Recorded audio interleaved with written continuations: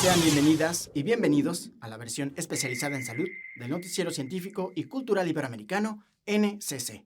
Soy Jonás Birmar y los acompañaré en este espacio de la Asociación de Televisiones Educativas y Culturales Iberoamericanas, ATEI, con la intención de difundir la ciencia y la tecnología a lo largo de Latinoamérica.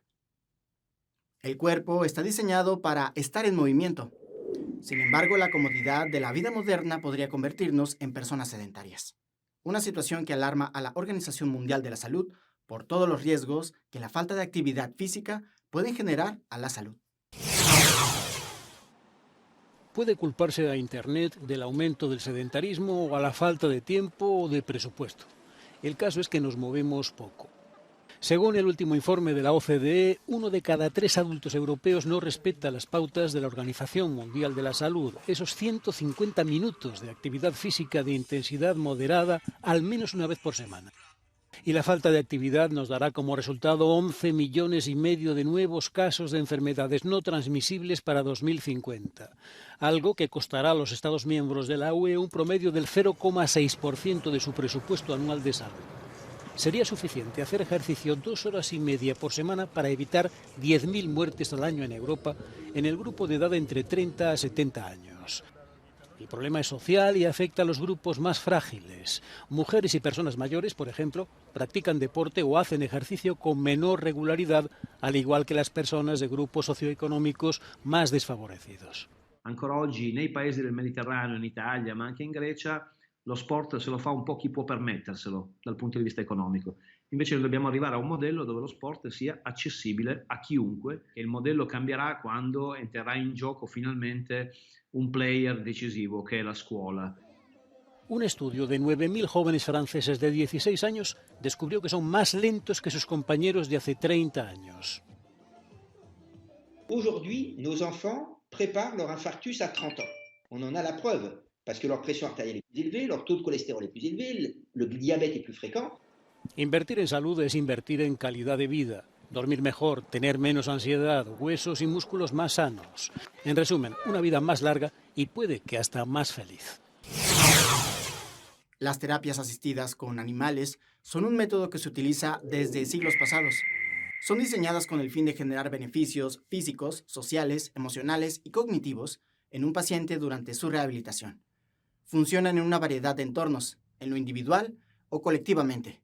Como ejemplo, en Florida, una perrita se encarga de dar mucho afecto a pacientes de un hospital. Harmony, una cariñosa perra de 2 años, es la alegría del Jackson North Medical Center, hospital del condado de Miami-Dade, en Florida. Su llegada pone en marcha un proyecto para ayudar a pacientes en rehabilitación a través de la compañía animal. La perra entró este miércoles por la puerta principal de este hospital, donde decenas de miembros del personal y prensa la esperaban para hacer oficial su incorporación a los programas de terapia de rehabilitación. Harmony lleva 2 semanas adaptándose poco a poco a su nueva casa, donde está previsto que durante la próxima década sirva como ayuda en los programas de rehabilitación, una terapia que ya se utiliza en otras partes del país. La directora de Servicios de Rehabilitación de este hospital asegura que está demostrado que las terapias con perros entrenados dan un gran resultado en la recuperación de pacientes con diferentes problemas de salud, a los que ayudará a realizar tareas, además de darles cariño. Según el centro sanitario, los perros que se incorporan a labores de terapia para personas en rehabilitación pueden reducir la ansiedad y el estrés. Harmony fue sometida a 2 años de intenso entrenamiento para ser capaz de responder a más de 80 señales, un trabajo para cuya adaptación al hospital cuenta con 4 colaboradores que son terapeutas de rehabilitación. Andrés Yánez es uno de los 4 empleados del hospital que guiarán a Harmony a llevar a cabo su labor. Vamos a tener el perro aquí, la perra aquí y vamos a hacer un poco de terapia, visitas a los pacientes para que ellos básicamente se ponen feliz. Cuando ven un animal, ellos les encanta cuando ven ese tipo de ambiente, de sacar el estrés de estar en un hospital. Desde el centro explican que para recibir la ayuda de la perra solo tienen que enviar un mensaje de texto o un correo electrónico. Desde que comenzó el ataque militar ruso, los hospitales, ambulancias y médicos en Ucrania han sido blanco de ataques. Esta situación obliga a los centros médicos a buscar nuevas medidas de protección, como habilitar sótanos para proteger a pacientes, ya que en algunos casos se trata de mujeres embarazadas quienes tienen que dar a luz bajo los bombardeos. Miss Jana Kulik pasa gran parte de sus días a la espera. Aguarda noticias de su marido Maxim, que se presentó voluntario para luchar contra el ejército ruso en el frente oriental de Donetsk, y espera la llegada de su segunda hija. Hablamos de la familia y de las cosas de casa. Siente que nos ha abandonado, pero le digo que no se preocupe, que solo cumple con su deber. Desde el principio de la guerra nunca pensé ni una sola vez en abandonar Ucrania. Me resulta muy difícil plantearme esa cuestión. Tengo una hija de 8 años. No puedo irme. Quisiera que no tuviera que ver la guerra, pero aquí me siento más tranquila. Quiero ver cómo sigue la vida en nuestro país. Quiero estar cerca. Cada vez más futuras mamás deciden tener a sus hijos en Ucrania pese a los riesgos. Durante los 3 primeros meses de la guerra, Natalia Kushman observó un descenso en el número de pacientes. Un año después, todo vuelve lentamente a la normalidad. Pero ahora su trabajo es mucho más que atender partos. Hemos visto pacientes con más complicaciones de lo normal durante el embarazo. Tienen problemas derivados del parto y del estrés. Trabajamos con psicólogos y nuestros médicos también ejercen de psicólogos.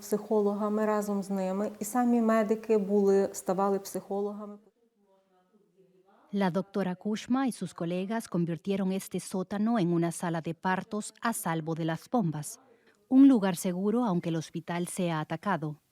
Es una de las razones por las que Renata y Konstantin Kolesnikov decidieron tener aquí a su primer hijo, Timofey.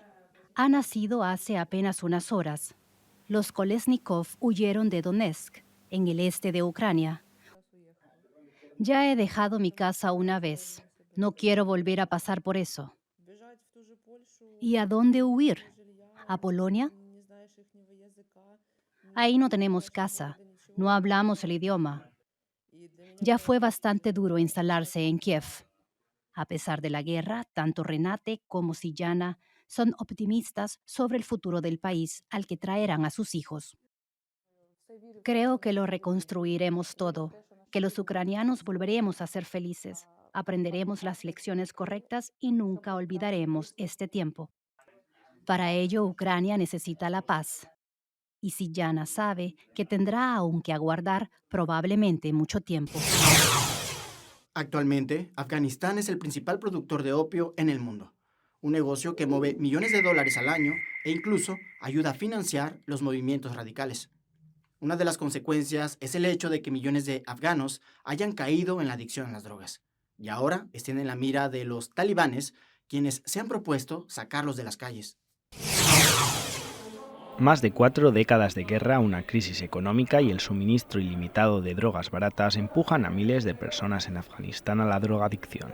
Los talibanes, que se hicieron con el poder en agosto de 2021, tratan de paliar este problema internando forzosamente a miles de adictos. Pero buena parte de los centros de rehabilitación permanecen cerrados después de que se cortara el grifo de la ayuda humanitaria internacional tras la toma del poder por los talibanes.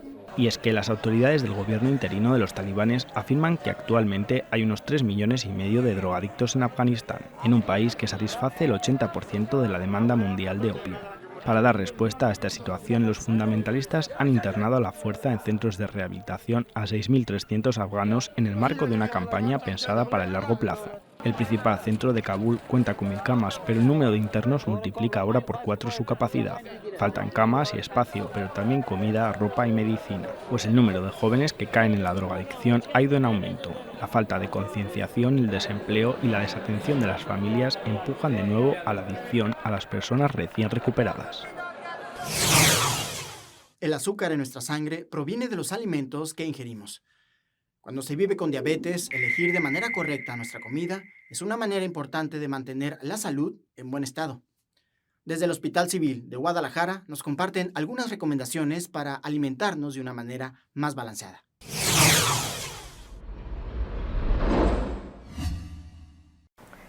¿Vives con diabetes y no sabes cómo comer? La técnica del plato te lo explica de manera sencilla. Se trata de tomar un plato de regular tamaño y dividirlo imaginariamente a la mitad. La mitad de tu plato debe de ser verdura, combinado con fruta. La otra mitad del plato está dividida en 2/4 partes. Una cuarta parte para el grupo de los cereales donde entra la tortilla y la otra para las leguminosas y los alimentos de origen animal. Esto te puede ayudar a mejorar tus niveles de glucosa aunado con actividad física por lo menos 30 minutos diariamente. Son denominados bloqueadores de la pubertad. Se trata de un tipo de medicamento utilizado para inhibir el desarrollo en pacientes menores de edad que no se identifican con su género asignado al nacer. Sin embargo, los efectos de estos fármacos a largo plazo son desconocidos, lo que ha provocado que en Suecia se frenen los tratamientos a menores trans. País pionero en los derechos LGBTQ, Suecia está revisando sus políticas cuando se trata de adolescentes trans. La cirugía para reducir el tejido mamario fue prohibida en diciembre para menores de 18 años, quienes además ya no tendrán acceso a tratamientos hormonales siguiendo las recomendaciones del Servicio de Salud Pública. La periodista Carolina Jamesby dividió opiniones cuando produjo un documental que contaba la historia de una adolescente que desarrolló osteoporosis después de tomar bloqueadores de la pubertad. And I think the knowledge of young people, teenagers, Creo que el conocimiento de jóvenes adolescentes siendo perjudicados por estos tratamientos hizo que Socialstyrelsen, la Junta Nacional de Salud y Bienestar de Suecia, reajustara sus protocolos previos y las recomendaciones previas de tratamientos para darse cuenta de que estaban dañando a este grupo muy vulnerable de pacientes. Okay, so now we are harming this very, very vulnerable group of patients. La autoridad sanitaria de Suecia dice que se sabe poco sobre los efectos de estos medicamentos a largo plazo. También apunta a un aumento inexplicable de los diagnósticos de disforia de género, donde las personas sostienen que el género que se les asignó al nacer no es con el que se identifican. Este tipo de diagnósticos aumentó entre 2008 y 2018 en un 1.500% para adolescentes a quienes se les asignó el sexo femenino al nacer. Teníamos un protocolo establecido que fue diseñado para casos muy raros y extremos y de repente la demanda explotó. Así que continuamos usando ese protocolo y tal vez no deberíamos haber hecho eso. Pero no seré yo quien critique a los médicos por hacer eso porque era difícil. Quieres ayudar a estos pacientes y teníamos un protocolo establecido. Antonia Lindholm comenzó su transición siendo adolescente en Suecia, recibiendo tratamiento desde los 14 años. Ella piensa que los casos de disforia de género han aumentado porque la sociedad está más abierta a las personas trans y le preocupan aquellos que ya no tienen acceso a tratamientos hormonales. Las hormonas salvan a mucha gente, y sí, me siento molesta, porque si saliera del closet y tuviera 13 años en este momento, no tendría ninguna oportunidad. A medida que se revisan las políticas, el representante de la juventud LGBTQ, Elias Fechlander, dice que el sistema de salud debe ayudar mejor a los adolescentes trans cuando buscan atención. Es responsabilidad del profesional de la salud informar a los pacientes sobre los riesgos y, en caso de que sea menor de edad, informar a los tutores sobre el riesgo y hacer una evaluación de necesidades versus riesgos de toda la atención médica. Si bien el tratamiento hormonal para adolescentes está siendo objeto de debate público en Suecia, el país nórdico no es el único que está repensando sus reglas. La vecina Finlandia comenzó a limitar el acceso al tratamiento para adolescentes en 2020 y Francia ha pedido mucha cautela en el uso de tratamientos hormonales en jóvenes. La sexualidad es parte de la vida humana. Recibir educación sensible, con base científica, rigurosa e integral respecto a la sexualidad es un derecho humano establecido para todas las personas, aunque existen algunos factores sociales y culturales que limitan la información, al grado de provocar que en algunos territorios no sea posible conseguir métodos anticonceptivos. El Parlamento Europeo busca proteger el acceso a los métodos anticonceptivos. Sin embargo, las políticas de las que dependen estos varían mucho según el Estado de la Unión Europea. ¿Pero cuáles son las razones de esta disparidad? Neil Data, director ejecutivo del Foro Parlamentario Europeo para los Derechos Sexuales y Reproductivos, explica algunos de los motivos. In East European countries, up until the early 1990s, contraception was not very well known, it was not very well available, and so we're still dealing with the legacy of that even today. Algunos Estados miembros de la Unión Europea, como Francia, Bélgica e Irlanda, ofrecen preservativos gratuitos en un intento de frenar los embarazos no deseados y la propagación de ETS. Pero Data afirma que la religión también puede desempeñar un papel importante. And then in some countries, the weight of religion is very important, and most religions, Christian religions specifically, do discourage the use of contraception, particularly within the world of Catholicism. También asegura que la educación puede ser la clave para salvar la distancia entre la política y la práctica. Comprehensive sexuality education teaches young people both about contraception, but also about respect and consent within relationships, including sexual relationships. Then this has a very positive knock-on effect on people understanding how to prevent unintended pregnancies and how to protect their own health by being able to empower themselves to avoid sexually transmitted infections. La pandemia trajo cambios en nuestra manera de pensar, de relacionarnos y de comportarnos. Tras el éxito de las vacunas, la denominada nueva normalidad comenzó a definir su forma. Y a pesar de que el coronavirus sigue recorriendo el mundo, hoy en día ya se escuchan las historias de superación de una crisis sanitaria que cambiaría el mundo. El impacto de la pandemia de la COVID-19 ha comenzado a quedar atrás en Argentina, donde las vacunas contra la enfermedad llevaron tranquilidad a millones de residentes. El taxista argentino Marcelo Daniel Sosa, de 50 años, recuerda su experiencia desde marzo de 2020, cuando Argentina, al igual que otros países y regiones, ingresó en una cuarentena estricta para enfrentar la pandemia. Laboralmente fue duro, pero bueno, se llevó. Y con respecto a la salud, bueno, había que salir igual, con miedo, mucho miedo, más yo siendo asmático. Sosa comenzó a trabajar como taxista en junio de 2014. Hasta concretar sus primeros viajes, el hombre se mantuvo en aislamiento como los 46 millones de argentinos, a excepción de servicios esenciales como el sector sanitario y el de las fuerzas de seguridad. Salía bien temprano para ver si agarraba, que era todo lo que había, los médicos y las enfermeras para tomar las jornadas laborales. Durante la pandemia, Sosa conoció viajeros que lo ayudaron a salir adelante porque lo contrataron durante semanas para viajes en horarios y destinos específicos. En lo personal, contó que vive en el distrito de Avellaneda, ubicado en la periferia sur de la capital con su mujer Teresa y su hijo adolescente Joaquín. En cuanto a las vacunas, Sosa procuró conseguirlas desde un primer momento por su condición de asmático, aunque aprobó la decisión del gobierno de darlas en un orden determinado. Acá en Argentina se dieron varias vacunas y ahí la gente se dio cuenta que no se iba a morir, que se iban a enfermar, que no lo iban a pasar tan mal y que iban a poder hacer una vida más normal. Sosa resaltó cuando los argentinos comenzaron a recibir vacunas en el marco de un plan que inició en diciembre de 2020.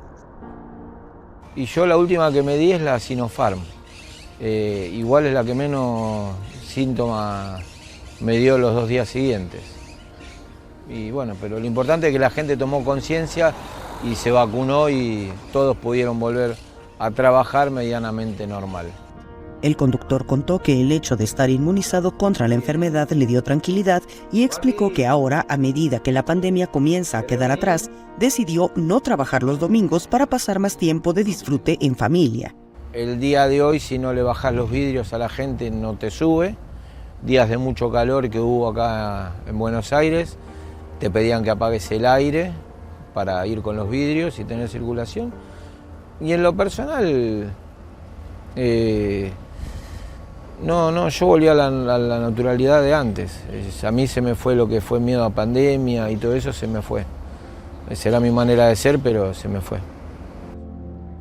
Sin embargo, señaló que muchas personas mantienen las medidas de prevención, razón por la cual muchos pasajeros exigen vehículos con dispositivos que los separen del conductor y bien ventilados, a la vez que mantienen el uso de mascarillas. Con información de la oficina en Buenos Aires, Argentina, Noticias Xinhua. Desde mayo del 2018, la OMS se ha propuesto eliminar las grasas trans de la producción industrial de alimentos a nivel mundial. Esto con el objetivo de mejorar la calidad de los alimentos en el futuro. Sin duda, una meta importante para la salud del planeta. No obstante, millones de personas siguen expuestas a estos ácidos grasos trans que comprometen seriamente la salud. Es una grasa artificial, tóxica y que mata. Riesgo de infarto, el riesgo de accidente cerebrovascular. Es la causa de que haya tantos muertos atribuibles al consumo de grasas trans. Son aceites vegetales alterados añadiendo hidrógeno, grasas hidrogenadas. Se encuentran en la comida rápida, en productos precocinados, procesados o en bollería industrial. Hace que puedan durar más tiempo los alimentos. Esa es su función.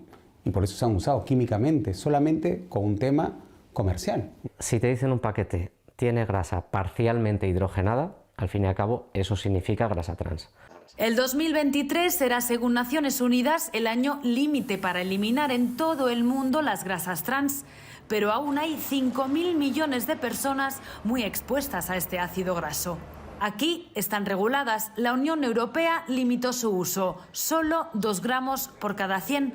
Los especialistas aseguran que ahora el problema es otro. Muchas veces el remedio no es mejor.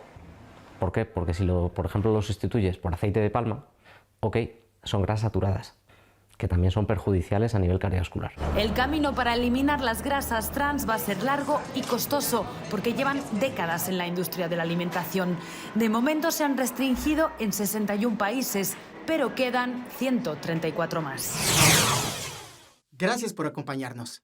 Este fue un viaje informativo del Noticiero Científico y Cultural Iberoamericano, NCC, especializado en ciencias médicas y tecnología enfocada en salud. No se pierdan las emisiones de Ciencia, Tecnología y Cultura con Iván Carrillo y Ana Cristina Olvera. Gracias a los socios de ATEI, que a través de sus plataformas hacen posible esta transmisión. También gracias a las agencias informativas AFP, EFE, Notimex, Xinhua, Euronews y Deutsche Welle. Visite nuestra página noticiasncc.com. Utilice nuestra aplicación móvil y síganos en nuestras redes sociales. Nos encuentran como NCC Iberoamérica. Soy Jonas Birmar. Cuídense mucho. Nos vemos en la próxima.